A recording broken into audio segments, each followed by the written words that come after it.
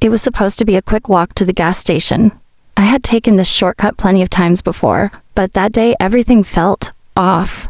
My car had broken down a few miles back, and I figured I could reach the station before the rain came. But luck wasn't on my side. The clouds turned darker, and within minutes, I was soaked. My phone buzzed a low battery warning just as I reached a bend in the road. No signal. No nearby houses. Just empty roads stretching both ways. That's when I heard it, a low rumble behind me. I turned around to see an old black pickup truck rolling to a slow stop beside me.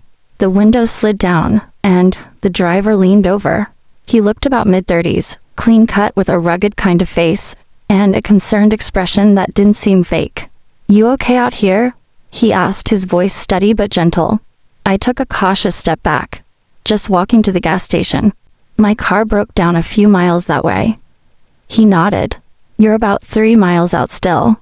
Storm's getting rough. If you want to wait in the truck and charge your phone, you're welcome to." Everything I'd ever heard growing up screamed, not to get into a stranger's vehicle. But something about him felt different, like he wasn't in a rush to persuade me. He wasn't being forceful, just offering help. I glanced at my phone. 1% battery. The wind was picking up. "My name's Jake," he added, sensing my hesitation. "Just trying to help." I looked at the sky again. "All right," I said finally, "just to charge my phone." I climbed into the passenger seat, keeping my hand near the door handle, just in case. The truck smelled like leather and pine-scented air freshener. Jake handed me a charger and turned down the radio to a low hum. "Where you headed?" he asked. "Just trying to get my car towed," I said. "Not from around here. Visiting my aunt for the weekend." He nodded again and leaned back in his seat. But he didn't start the engine. "Aren't we going?" I asked. He glanced out the windshield at the rain pouring down. "We will. Just thought you might need a moment. Storm's only getting worse." He wasn't wrong. The rain beat hard against the windows. I felt safer inside than I had standing alone in the middle of nowhere. Still, I stayed alert. Jake turned toward me. "You ever hear of someone named Emily Harper?" I shook my head slowly. "No. Should I have?" "She was my sister," he said.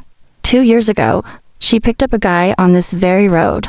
Looked like he needed help, but he wasn't who he said he was." My breath caught in my throat. "I'm sorry. That's awful." Jake nodded solemnly. "Ever since that day, I promised myself if I could help someone on this road and keep them safe, maybe it'd make a difference.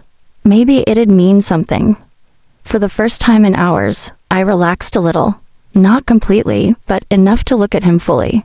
His eyes weren't predatory. They were tired, full of something deeper than regret.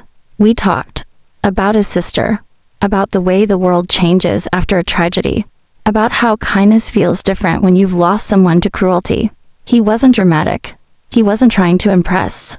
Just honest. Real. Then it was my turn. I told him about losing my mom last year and how I'd been drifting since then, taking trips I couldn't afford just to feel something again. He listened, and not the way most people do, waiting to talk. He actually heard me. An hour passed, maybe more. The rain didn't let up, but my fear did. "Ready to go?" he asked eventually. I looked out at the gray sky. "Yeah, if you don't mind dropping me near the gas station, that'd be great." He drove slowly, carefully. Not a single strange move. No odd comments. Just small talk about music and where we grew up. When we reached the gas station, he pulled up under the awning. "Thanks, Jake," I said, feeling a strange lump in my throat. "I mean it." He smiled. "No problem. Take care of yourself." As I stepped out, he didn't ask for my number. Didn't try to get my name. Just waited until I was safely inside the station before driving off. I don't know if I'll ever see Jake again.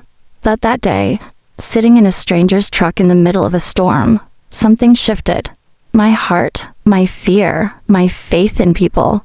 Sometimes nothing happens, and that in itself is everything. And sometimes a stranger who doesn't ask for anything leaves you with more than you ever expected. Hope. I walked out of that truck a little different, a little more trusting, a little more healed. And all because we never drove, at least not at first.